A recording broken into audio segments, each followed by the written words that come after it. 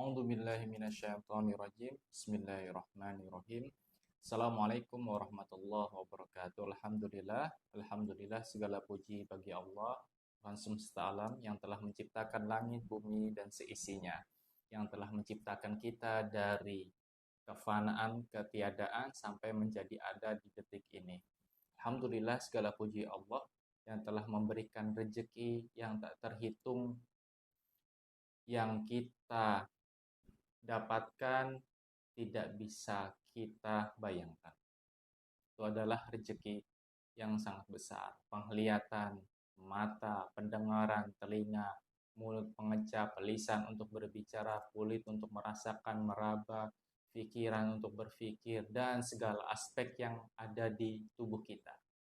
Dan apa-apa yang ada di seluruh di muka bumi ini, itu adalah rezeki Allah Azza wa Jalla yang Allah berikan kepada kita tanpa alih-alih tedeng atau tanpa alih-alih perhitungan. Ya Alhamdulillah, insya Allah di video kali ini kita akan membahas tentang akhlak kebajikan al-ihsan. Ihsan. Kita akan membaca dari buku Minhajul Muslim dari karangan Syekh Abu Bakar Jabil Al-Jazairi. Nah, ini adalah bukunya. Insya Allah kita akan belajar dari buku ini. Kita belajar bersama ya. Bukan saya duduk sini menjelaskan saya lebih pintar, tidak.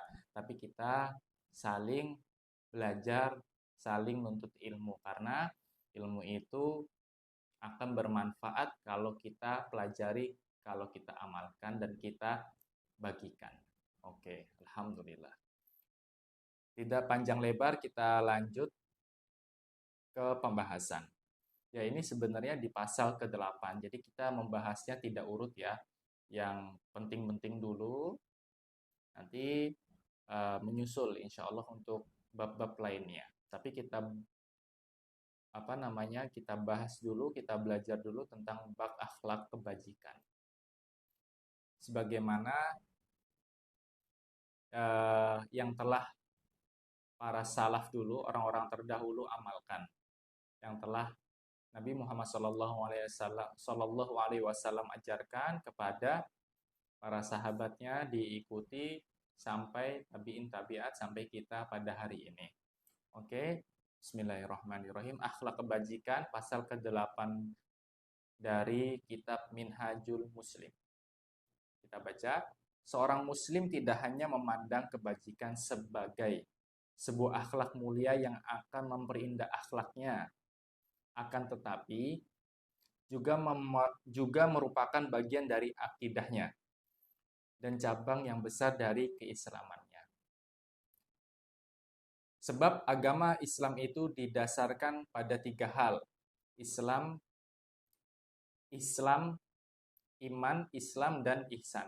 Jadi seorang muslim itu tidak memandang soal kebaikan, kebajikan itu cuma semata berbuat baik. No, tidak. Tapi dia memandang itu sebagai akhlak mulia yang harus dimiliki seorang muslim di setiap muka bumi ini. Terkhusus pada dirinya. Oke ya. Jadi kita berbuat baik itu ada landasannya, yaitu Allah Subhanahu wa Ta'ala. Kita berbuat baik karena disuruh Allah Azza wa Jalla. Itu perintahnya Allah. Kita meninggalkan perbuatan buruk atau maksiat itu juga karena perintah Allah Azza wa Jalla. Jadi apa-apa semuanya itu karena Allah Azza wa Jalla. Jadi hidup dan mati kita itu khusus untuk Allah Azza wa Jalla. Begitu ya. Kita lanjut. Ini berdasarkan penjelasan Rasulullah Shallallahu Alaihi Wasallam kepada Jibril, pada malaikat Jibril, yang disebutkan dalam hadis muttafaqun alaih. Ketika Jibril bertanya kepada beliau tentang iman, Islam, dan ihsan.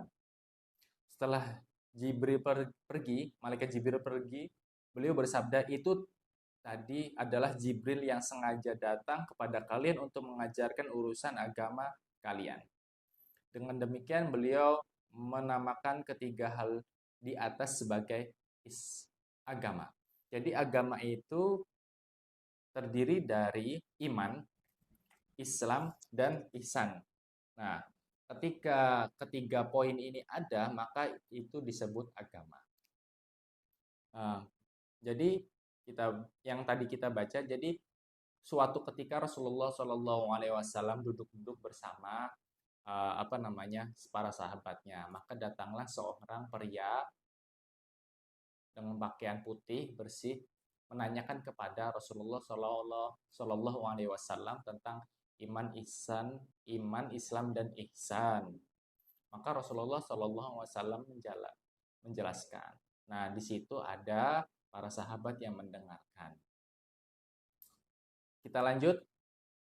Allah Azza wa Jalla sendiri telah memerintahkan kebajikan ihsan di berbagai tempat dalam kitabnya. Allah berfirman, A'udzubillahi minasyaitonirrajim, wa ahsinu innallaha yuhibbul muhsinin.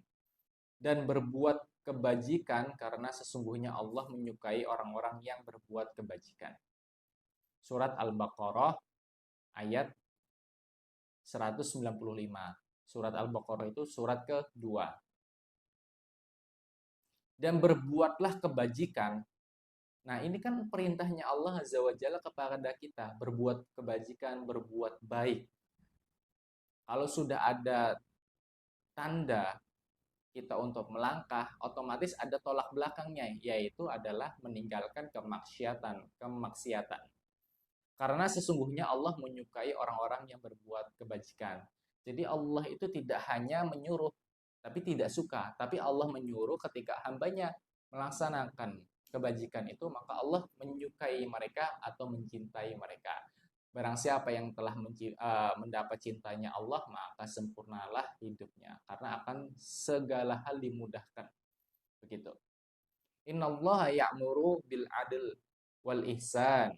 Innallaha ya'muru bil adli wal ihsan. Sesungguhnya Allah menyuruh kamu berlaku adil dan berbuat kebajikan. Nah, ini tadi kan yang pertama di surat Al-Baqarah ayat 195. Di surat lain, di surat An-Nahl surat ke-16 ayat 90, Allah juga berfirman atau menyuruhkan kepada kita untuk berbuatlah adil dan bajik. Nah, jadi kebaikan itu ada temannya. Temannya itu tuh adalah adil. Ketika kita berbuat baik itu harus adil, harus ada pada tempatnya. Contoh, kita ingin anak kita bisa naik motor, tapi anak kita kan masih SD, nggak mungkin kita ngasih motor, tidak adil itu. Jadi kita kasih dulu sepeda untuk belajar. Kalau dia sudah menginjak dewasa, maka otomatislah bisa baru kita kasih pakai motor ya. Nah, itu logikanya. Lanjut lagi. Di surat Al-Baqarah ayat 83. Waqalu linnasi husna. Ucapkanlah kata-kata yang baik kepada manusia. Jadi Allah itu tidak hanya menyuruh kita untuk berbuat kebaikan dalam segi bentuk fisik, tapi dalam bentuk lisan juga. Jadi kita diwajibkan untuk berkata yang baik-baik saja, mengucapkan yang baik-baik saja kepada orang lain, kepada istri kita, anak kita, saudara kita, paman kita, tante kita, nenek kita, kakek kita, dan tetangga kita jauh atau dekat, sahabat kita jauh atau dekat, karib kita, bahkan kepada musuh kita perlu untuk mengatakan hal-hal yang baik. Tidak keluar perkataan yang buruk dari perkataan kita. Gitu ya. Kita lanjut. Di surat An-Nisa, surat keempat, ayat 36. Wabil walidaini ihsana wa bidil qurba wal yatama wal masakin wal jaril wajari dzil qurba wal jaril junubi was sahibi bil jambi wa bin sabil wa ma malakat aymanukum. Dan berbuat baiklah kepada kedua orang, yaitu bapak dan ibu, karib sahabat, anak-anak yatim, orang-orang miskin, tetangga yang dekat dan tetangga yang jauh, teman sejawat, ibnu sabil, dan hamba sahaya. Jadi Allah menjelaskan berbuat baik itu Yang pertama kepada kedua orang tua kita, bapak dan ibu. Lalu kepada karib karib kita, saudara kita, karib kerabat kita. Lanjut kepada anak-anak yatim dan orang-orang miskin. Jadi kita perlu berbuat baik kepada mereka, menyantuni mereka, mengayomi mereka, memberikan kebutuhan mereka. Jangan acuh tak acuh, nggak boleh. Jadi seorang muslim itu dia memperdulikan orang lain sebagaimana dia memperdulikan dirinya sendiri. Oke, kita lanjut tetangga yang dekat dan tetangga yang jauh. Jadi kita berbuat baik eh, kepada tetangga, tetangga yang dekat maupun jauh. Jadi kita saling nyapa. Kalau nggak ketemu lama, mungkin kita bisa silaturahim ke rumahnya, menanyakan kabarnya seperti apa. Bisa juga dengan memberikan hadiah, oleh-oleh, gitu kan. Teman sejawat, teman-teman karib kita, seumuran kita, bisa yang lebih tua, seumuran atau yang lebih muda. Ibnu Sabil. Nah, Ibnu Sabil itu orang yang dalam perjalanan tapi mereka kehabisan bekal. Dan hamba sahaya atau hamba-hamba atau budak. Kalau sekarang kan sudah tidak ada budak, jadi ini tidak. Oke, semoga yang sedikit ini kita bisa ambil hikmahnya, bisa kita terapkan dalam kehidupan kita. Jadi berbuat baik itu bukan karena kita hanya berbuat baik, tapi kita berbuat baik itu karena Allah perintahkan kepada kita. Allah suruh kita, maka kita berbuat baik. Dan kebalikannya kita menjauhi berbuat buruk. Seperti itu ya. Ya, semoga yang sedikit ini bermanfaat. Walaupun minkum, wassalamualaikum warahmatullahi wabarakatuh.